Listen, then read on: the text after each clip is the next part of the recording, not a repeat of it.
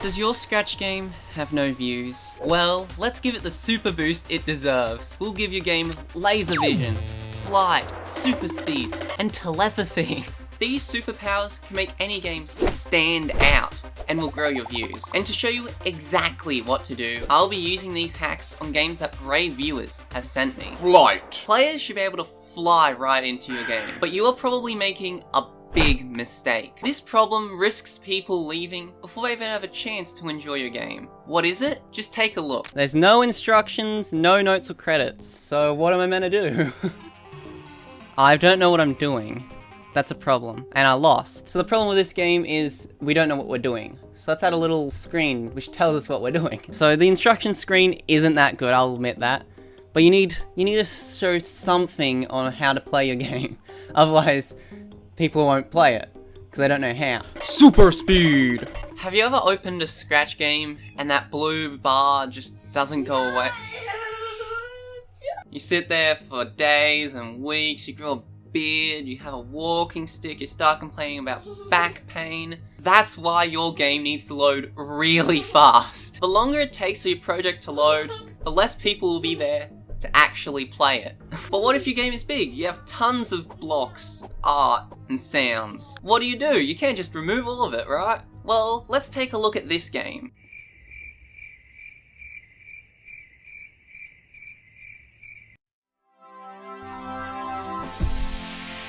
Okay.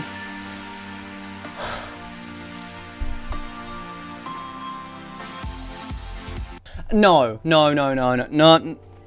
Remove the intro. Intros are great at wasting people's time. First, they stop people from actually playing a project, making them sit through 10 seconds of pain. Second, they take up valuable project size. This one took 4 sprites and a music track. All of this makes the game take longer to load for no good reason. So please remove the intro, or just make it so annoying that players won't leave before your game starts. This game's actually really good. You're a frog collecting flies. I was trying to avoid this bird. But if we look inside...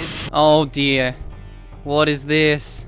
All 4 sprites have the exact same code. If multiple sprites do the same thing, you actually only need 1 sprite. Otherwise, you waste project space. To fix this, we use clones. Drag in a create clone of myself block. Then drag a repeat and make as many clones as you need. Drag the code from when green flag clicked to when I start as clone. Delete the other sprites, and presto! The game's the exact same as before, but with less sprites. But what if your sprites are almost the same, but do slightly different things? I have 2 solutions. First, if the costumes are different, we can use the costume name block.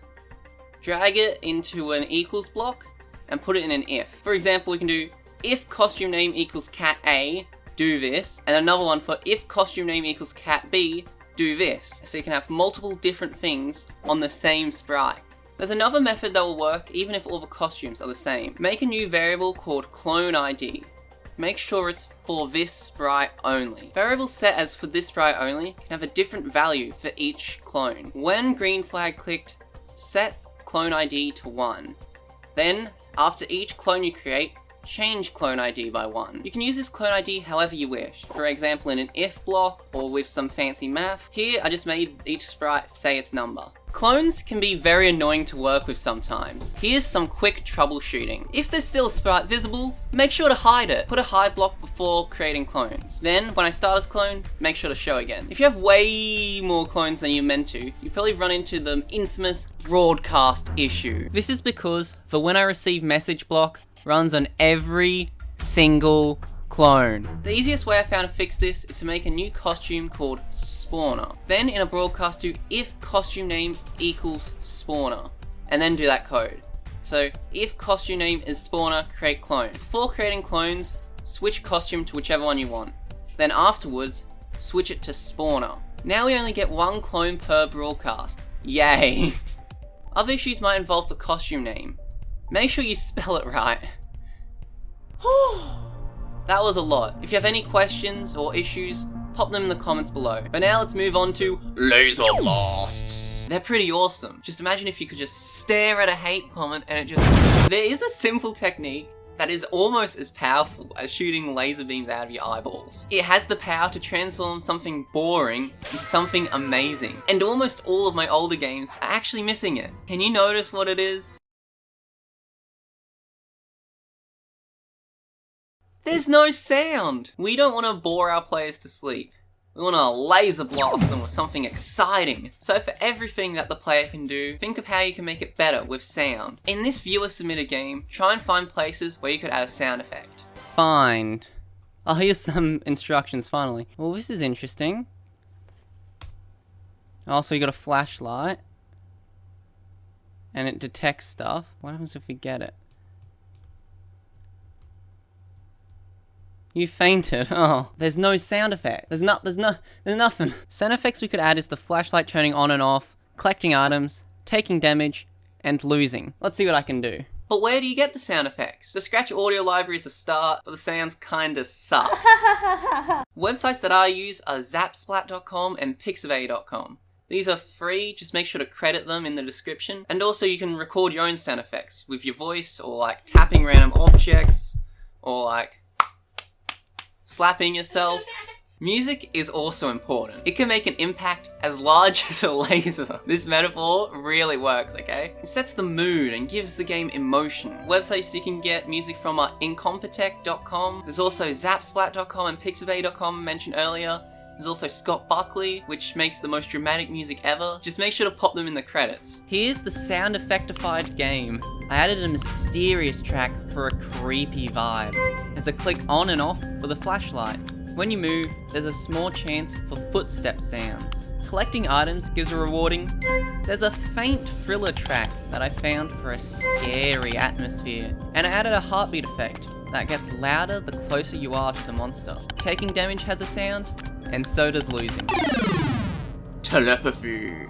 Mind control doesn't work, or does it? Some of the biggest games on Scratch know a secret that makes people play even the most generic clickers and platformers. They understand the human mind. Okay, I'm making this sound way more mysterious than it actually is. All you need to do is make people interested. To want to play your amazing game, people need to know how amazing it is. So give your game a chance and use a custom thumbnail, not the one that Scratch just gives you. Making a thumbnail isn't very hard. You can just use the Scratch image editor. But if you want to take your image up a notch, you can use a more advanced photo editor like photopea.com. Photopea is a completely free website that I use for my Scratch thumbnails and my YouTube clickbait thumbnails. It's kind of complicated though because they put buttons literally everywhere. There are a lot of tutorials online though. A simpler alternative is Canva, but it does really want you to use premium. Whatever you use, just follow these main steps. Create a file 480 pixels wide and 360 pixels tall. All fit everything within the light area. Export the main art from your game